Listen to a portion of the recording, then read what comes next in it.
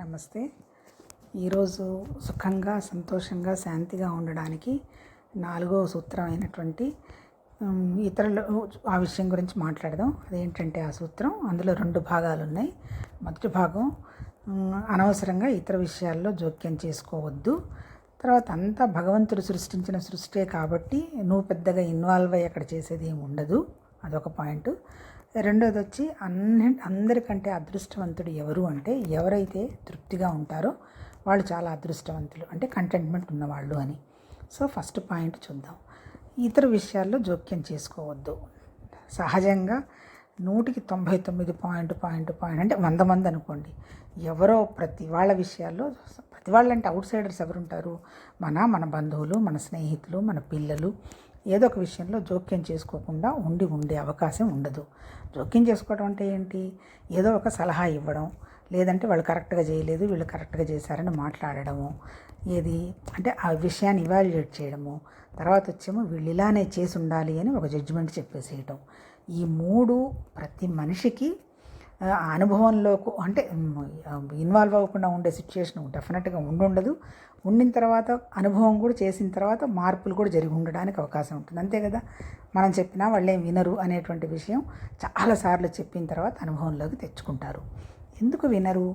ఎందుకంటే ఎవరి మనసు వాళ్ళకు ఉంటుంది కదా. ప్రతి వాళ్ళు కూడా వాళ్ళ మనసులో ఉన్నదే పక్క వాళ్ళలో చూస్తారు. అంటే ఇప్పుడు నేను ఒక విషయంలో హ్యాపీగా ఉన్నాననుకో, అది పక్క వాళ్ళు కూడా చేస్తే బాగుంటుంది అని పోయి ఆ అత్యుత్సాహంతో వాళ్ళకి సలహా ఇవ్వడానికి మొదలు పెడతారు. కానీ వాళ్ళ మనసులో ఈ విషయం లేదు కదా, వాళ్ళకి దీనికి వ్యతిరేకమైన విషయం మనసులో ఉంటుంది. కానీ ఇది వీళ్ళకి తెలియదు, అది వాళ్ళకి తెలియదు. అందుకని వెళ్ళిన తర్వాత వీళ్ళు ఇన్నిసార్లు చెప్పినా వాళ్ళు ఏం ఆచరించకుండా ఉండేది. దాంతో వీళ్ళు కొంచెం బాధపడేది. ఇంకా కొంచెం ముందుకు వెళితే నువ్వెందుకు అనవసరంగా ఈ విషయంలో వేలు పెట్టావని వాళ్ళే ఎదురుగా తిట్టేది, ఇంకా పక్క వాళ్ళు తిట్టేది. ఇవన్నీ నెత్తిన బొప్పుల్లాగా కట్టిన తర్వాత మా అమ్మో ఎంతవరకు ఉంటే అంతవరకు హ్యాపీగా మనశ్శాంతిగా ఉంటాము. ఇతర విషయాల్లో వేలు పెట్టకుండా ఉండడం ఉన్నతమైన అత్యున్నతమైన విషయం ఇంకొకటి లేదు అని చాలా అనుభవం గడించిన తర్వాత రియలైజ్ అవుతారు. అంతే. తర్వాత ఇంకొకటి ఇందులో ముఖ్యంగా ఏంటి, ఎవరైనా సలహా అడిగినా కూడా ఇవ్వకూడదు. ఎందుకు ఇవ్వకూడదు? సలహా అడిగినా ఇవ్వకూడదా? వాళ్ళు డెఫినెట్గా ఈ విషయాన్ని పాటిస్తారు అనేటువంటి నమ్మకం ఉంటే తప్ప ఆ సలహా కూడా ఇవ్వకూడదు. ఎందుకంటే వాళ్ళు పాటించలేదనుకో మళ్ళీ అదొక ఘర్షణ, ఇంత దూరం నేను చెప్పాను నా మాట వినలేదు అని. అందుకని వాళ్ళు పాటిస్తారా పాటించలేదా అనే విషయానికంటే కూడా ఇదిగో నా మనసు ఇలా చెప్తుంది, నేను ఇంతవరకు చెప్తున్నాను, ఆ తర్వాత నీ ఇష్టం అని దాన్ని చాలా లైట్గా తీసుకోగలిగినప్పుడు మాట్లాడచ్చు, తప్పు లేకపోవచ్చేమో. ఇది అంటే ఏంటి, సలహా ఇవ్వడం ఇచ్చినందువల్ల వచ్చే, ఇతరుల విషయాల్లో జోక్యం చేసుకున్నందువల్ల వచ్చేది ఏంటి, అశాంతి తప్ప ఇంకొకటి ఏం లేదు. ఎందుకు దీనికి ముఖ్యంగా ఆధ్యాత్మికంగా ఏం చెప్తారు, అంతా భగవంతుడి సృష్టే కదా, ఎవరి సృష్టి వాళ్ళు చేసుకొని వచ్చారు వాళ్ళ జ్ఞానంతో. అది వాళ్ళకి నష్టం జరుగుతుంది అనేటువంటి భావించినప్పుడు, లేకపోతే బాగా ఏదో అంటారే బంగారంలో ఒక ఆర్నమెంట్ రావాలంటే దాన్ని కాల్చి కొట్టినప్పుడు అప్పుడే వాళ్ళు రియలైజ్ అయ్యి ఇది కాదులే అని వాళ్ళంతటా వాళ్ళే విషయం అవగాహనకు వస్తారు. అంతే తప్ప పక్క వాళ్ళు చెప్పినందువల్ల వాళ్ళేమి రారు. వాళ్ళకి అవసరం వచ్చింది వాళ్ళే ఇంటికి వెళ్ళి తలుపు కొట్టి విషయాన్ని గ్రహిస్తారు.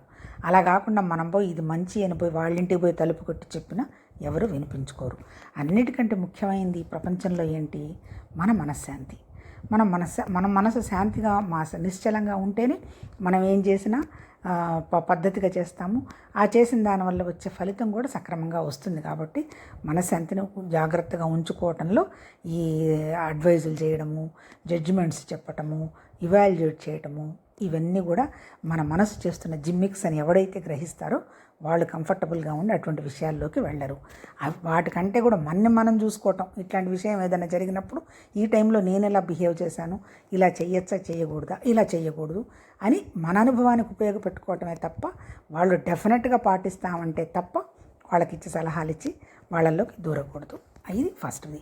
రెండోది ఏంటి, ఎవరైతే తృప్తిగా ఉంటారో వాళ్ళంత అదృష్టవంతులు ఇంకొకటి లేరు అంటారు. నిజమే, తృప్తి ఎప్పుడు ఇప్పుడు చూడండి, కొన్ని కోట్ల వస్తువులు భౌతికంగా తయారు చేశారు. కొన్ని సంవత్సరాల నాడు ఒకటి ఉంది, మధ్యలో ఒకటి ఉంది, ఇప్పుడు ఒకటి ఉంది, రేపు ఏం చేస్తారో తెలియదు.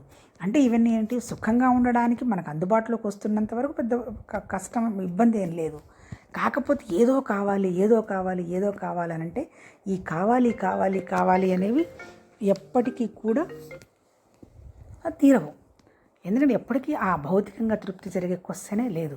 అందుకని అన్నిటికంటే అద్భుతమైన వర్డ్ ఏంటంటే, అది ఎవరికి వాళ్ళ అనుభవంలోకి తెచ్చుకుంటేనే ఆ వర్డ్ యొక్క విలువ తెలుస్తుంది. ఏంటో తెలుసా? అది నాకు ఇక అవసరం లేదు.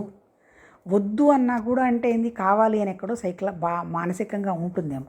ఇంకా అవసరం లేదు అంటే ఇంకా చాలు, ఇప్పటికి ఇచ్చినవన్నీ తీసుకున్నవన్నీ చాలా ఎక్కువ, ఇంకా అవసరం లేదు అనేటువంటి పదం ఎవరికైతే వస్తుందో వాళ్ళ మనసు పిచ్చిగా నిశ్చలంగా ఉంటుంది.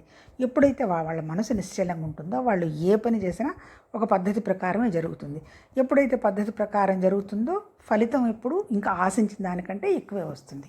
అంటే అవసరం లేదు అనే పదం గనక మానసికంగా తెచ్చుకోగలిగితే అవసరం లేనివన్నీ కూడా దగ్గరకు వస్తూ ఉంటాయి. అది అనుభవం అన్నమాట. సో ఇవి ఈ 2 పాయింట్లు. Okay, right.